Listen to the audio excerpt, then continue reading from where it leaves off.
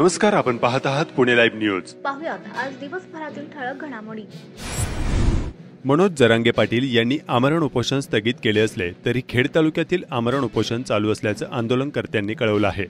आंदोलनाची पुढील दिशा ठरवण्यासाठी सर्व मराठा बांधवांनी उपोषणस्थळी रात्री ठीक 9 वाजता प्राथमिक बैठक घेतली।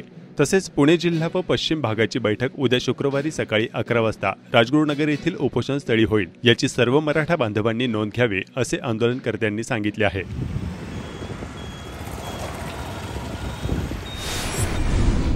रात्री 11:15 वाजल्याच्या सुमारास गाडीला कट मारल्याच्या रागातून एका व्यक्तीने कामगार वाहतूक करणाऱ्या बस चालकाला पाईपने बेदम मारहाण केले। सदरची घटना महामार्गावरील कुरुळी गावाच्या जवळ स्पायसर चौक भागात घडली। करीम दस्तगीर तांबोळी वय वर्ष 30 राहणार राजगुरुनगर तालुका खेड असे गुन्हा दाखल झालेल्या व्यक्तीचे नाव आहे। या प्रकरणी विपिन सुरेश रेवसे वय वर्ष 28 राहणार आंबेठाण तालुका खेड यांनी म्हाळुंगे MIDC पोलीस ठाण्यात फिर्याद दिली आहे। जागेवर अतिक्रमण करून शिवीगाळ आणि दमदाटी केल्याप्रकरणी एकावर गुन्हा दाखल करण्यात आला आहे। ही घटना आळंदी या ठिकाणी घडली। विश्वनाथ गोविंदराव गुट्टे राहणार आळंदी ग्रामीण तालुका खेड असे गुन्हा दाखल झालेल्या व्यक्तीचे नाव आहे। या प्रकरणी संदीप नंदकुमार कारेकर वय वर्ष 38 आळंदी देवाची तालुका खेड यांनी आळंदी पोलीस ठाण्यात फिर्याद दिली आहे। म्हाळुंगे येथील MIDC कडे जाणाऱ्या रस्त्यावर सायंकाळी कारखाने सुटण्याच्या वेळी मोठी वाहतूक कोंडी होत असल्याची स्थिती नेहमीच पाहावयास मिळत आहे। त्यामुळे कामावरून घरी निघालेले कामगार, अधिकारी आणि मालवाहतूकदार यांना बराच वेळ वाहतूक कोंडीत अडकून पडावं लागतंय। कंपन्यात कामावर जाण्याच्या आणि सुटण्याच्या वेळी अशी स्थिती चाकण MIDC मध्ये हमखास पाहावयास मिळते। चाकणमधील साईबाबा पतसंस्थेच्या निवडणुकीतील धांदली प्रकरणी चाकण पोलिसात दाखल असलेल्या गुन्ह्यातील आणखी एका आरोपीस अटक करण्यात आली आहे। गणेश वाडेकर राहणार चाकण असे अटक करण्यात आलेल्या उद्योजकाचे नाव आहे। वाडेकर यांनी जमीन मिळवण्यासाठी सुप्रीम कोर्टापर्यंत धाव घेतली होती, मात्र न्यायालयाच्या आदेशानुसार वाडेकर यांनी चाकण पोलिसात सरेंडर केल्याचे पोलिसांनी सांगितले आहे। अटक करण्यात आलेल्या गणेश वाडेकर यांना न्यायालयाने 3 दिवस 4 नोव्हेंबर 2023 पर्यंत पोलीस कोठडीत ठेवण्याचे आदेश दिले आहेत। साईबाबा निवडणूक धांदलीमध्ये तत्कालीन निवडणूक निर्णय अधिकारी SM धादवड यांना अटक केल्यानंतर या प्रक्रियेत आणखी काही जणांचा सहभाग समोर आला होता। चाकण पोलिसात दाखल असलेल्या गुन्ह्यात SM धादवड याच्यासह अन्य काही जणांवर साईबाबा पतसंस्था निवडणुकीत मतदान पत्रिकेची अदलाबदल कटात सहभागी उमेदवार व आरोपी यांचा सहभाग असल्याची बाब पोलीस दप्तरी दाखल असलेल्या गुन्ह्यातून समोर आली होती। या सर्वांवर तब्बल सुमारे 19 विविध कलमांन्वये गुन्हा दाखल करण्यात आलेला आहे। यातील काहींनी अटकपूर्व जामिनाचे प्रयत्न चालवले होते, ते माननीय न्यायालयाने फेटाळले असल्याची बाब समोर आली आहे। यातील अन्य आरोपी अजूनही फरारी आहेत। खेड तालुक्यातून 12 गावातून जाणाऱ्या रिंग रोडच्या भूसंपादनासाठी बाधित शेतकरी नागरिकांच्या 7-12 उतार्यावरील नावासह संमतीपत्र घेण्यासाठी राजगुरुनगर येथे पुणे नाशिक महामार्गावरील शिवधन प्लाझा येथे प्रांत जोगेंद्र कटारे यांच्या मार्गदर्शनाखाली स्वतंत्र कार्यालय सुरू करण्यात आले आहे। संमतीपत्रासाठी कार्यालयातच सर्व व्यवस्था करण्यात आल्यामुळे सोय झाली, मात्र कार्यालयाची जागा अपुरी पडत असल्यामुळे ज्येष्ठ नागरिकांची गैरसोय होत असल्याचा आरोप होत आहे।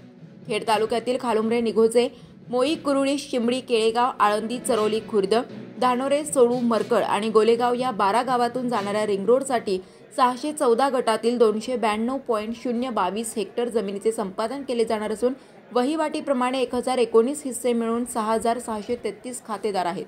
भूसंपादन मोबदला म्हणून 1736 कोटी 72 लाख वाटप करण्यात येणार असून पहिल्या टप्प्यात 500 कोटी रुपये आले आहेत। बाधित शेतकरी नागरिकांना संमतीनुसार मोबदल्याचे वाटप सुरू करण्यात आल्याची माहिती प्रांत जोगेंद्र कटारे यांनी दिली।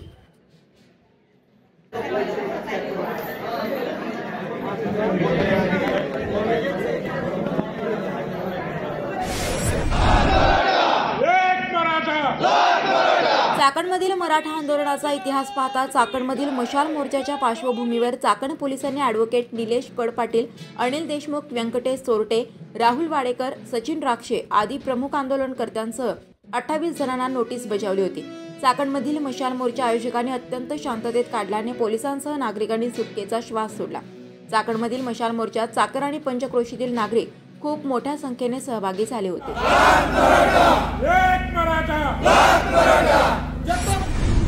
भीमा नदी पात्रातील पाणी कमी होऊ नये, पाटबंधारे विभागानं कोल्हापूर पद्धतीच्या बंधाऱ्यांना लोखंडी दरवाजाचे ढापे बसवले नसल्याचा प्रकार समोर आलाय।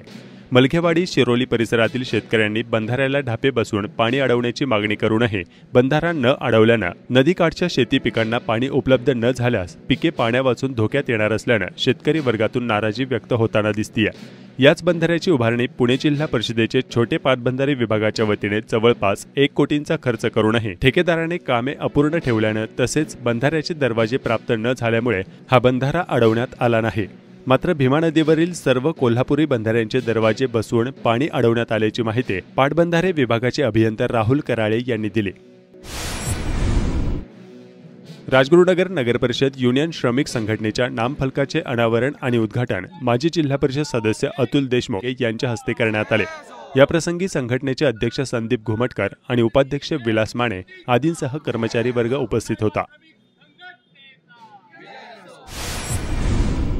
भीमाशंकर तालुका खेड येथे तालुका शिक्षण प्रसारक मंडळाचे साहेबरावजी बुट्टे पाटील महाविद्यालयातील राष्ट्रीय सेवा योजना विभागांतर्गत वनसचेतन शिबिर व स्वच्छतेसाठी विशेष मोहीम 3.0 या मोहिमेअंतर्गत भोरगिरी ते भीमाशंकर पायी प्रवास तसेच भोरगिरी ते भीमाशंकर गुप्त भीमाशंकर अभयारण्य परिसरामध्ये स्वच्छता करण्यात आली। तीर्थक्षेत्र भीमाशंकर महाराष्ट्र परिवहन मंडळ बसस्थानक परिसरामध्ये स्वच्छता करण्यात आली। चाकण शहरातील अंतर्गत रस्त्यांवर प्रशाला सुटण्याच्या वेळी हमखास कोंडी होत आहे। खासगी प्रशालांच्या बसेस आणि विद्यार्थी यांची वर्दळ आणि त्याच वेळी रस्त्यावर वाहनांची संख्या वाढल्यास वाहनाच्या लांबच लांब रांगा लागत आहेत। रस्त्यात मध्येच वाहने उभी करणाऱ्या मंडळींमुळे अशी मोठी वाहतूक कोंडी होत असल्याचा नागरिकांचा आरोप आहे। पुणे नाशिक महामार्गावर रात्रीच्या वेळी रस्त्यावरील वाहनांचा वेग प्रचंड वाढला आहे। त्यामुळे रात्री अपरात्री या भागात अपघात होत आहेत। सध्या या रस्त्याच्या दोन्ही कडेला पांढरे पट्टे मारण्यात येत आहेत। रात्रीच्या वेळी वाहन चालकांना रस्त्याचा अंदाज यावा यासाठी रात्रीच्या वेळी वाहनाच्या प्रकाशात चमकणारे हे पट्टे रस्त्याच्या दोन्ही बाजूला मारले जात आहेत। मराठा आरक्षणाच्या पार्श्वभूमीवर मराठा बांधवांकडून चाकण तालुका खेड जिल्हा पुणे येथे गुरुवारी 2 नोव्हेंबर 2023 रोजी सायंकाळी 7 वाजता भव्य मशाल मोर्चा काढण्यात आला। यावेळी अबालवृद्ध या मशाल मोर्चात सहभागी झाले होते। याबाबतचे सविस्तर वृत्त पुणे लाईव्हवर उपलब्ध असून ते आपण पाहू शकता।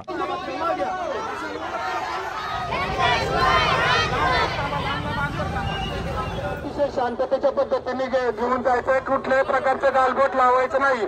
त्यामुळे सर्वांनी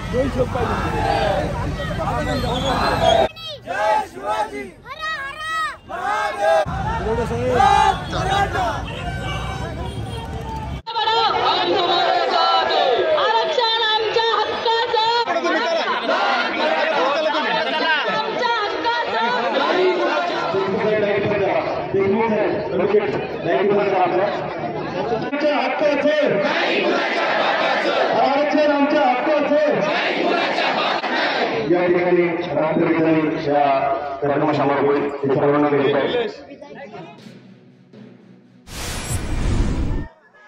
आज काळूस येथे मराठा योद्धा म्हणून मनोज जरांगे पाटील यांना पाठिंबा देण्यासाठी काळूस ग्रामस्थ तरुण व विद्यार्थ्यांनी भव्य रॅली काढून आणि मराठ्यांच्या आरक्षणासंदर्भात घोषणा देऊन परिसर दणाणून सोडला होता। खेड तालुक्यातील मौजे काळूस या ठिकाणी मराठा समाजाचा मराठा योद्धा आदरणीय श्री मनोज जरांगे पाटील यांना पाठिंबा देण्यासाठी आणि शेतकऱ्यांच्या विविध प्रश्न सोडवण्यासाठी मौजे काळूस या ठिकाणी रविवार दिनांक 29/10/2023 पासून या ठिकाणी बेमुदत साखळी उपोषण सुरू आहे। या साखळी उपोषणामध्ये रयत क्रांती संघटना आणि काळूस गावातील सकल मराठा सर्व समाज या ठिकाणी त्यांच्या संयुक्त विद्यमाने या ठिकाणी हा उपोषणाचा कार्यक्रम चालू आहे। या उपोषणामध्ये अनेक मान्यवरांनी या ठिकाणी या उपोषणाला पाठिंबा देऊन आपल्या भावना व्यक्त केल्या आहेत। त्याप्रमाणे आमच्या काळूस गावातील 12 बलुतेदार संघटनेचे अध्यक्ष आदरणीय बशीर तांबोळी, त्याचप्रमाणे ओम काळेश्वर दिंडी आणि काळेश्वर दिंडी या दोन्ही दिंडी मंडळांनी सुद्धा या ठिकाणी या उपोषणाला पाठिंबा दिला आहे। त्याचप्रमाणे आज या ठिकाणी आमच्या गावातील सर्व तरुण युवक असतील, सर्व शेतकरी बांधव असेल आणि शाळेतील सर्व विद्यार्थी या ठिकाणी या उपोषणामध्ये सहभागी होऊन खूप मोठ्या प्रमाणात भव्य दिव्य अशी या ठिकाणी प्रभात फेरी काढून या ठिकाणी या उपोषणाला पाठिंबा त्यांनी व्यक्त केला आहे। त्यामुळं लवकरात लवकर शासनाने या उपोषणाचा विषय सोडवावा आणि मराठा समाजाला लवकरात लवकर या ठिकाणी आरक्षण द्यावं ही सर्वांचीच भावना आहे। त्यामुळं शासन निश्चितपणे हा प्रश्न सोडवतील ही अपेक्षा आम्हा सर्वांना मराठा समाजाला आहे।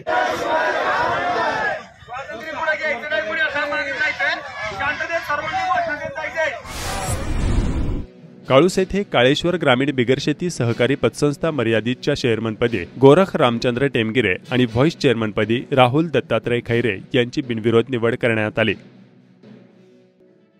बातमी बघायची असेल तर पाहत राहा पुणे लाईव्ह। नमस्कार, आपण पाहत आहात पुणे लाईव्ह न्यूज।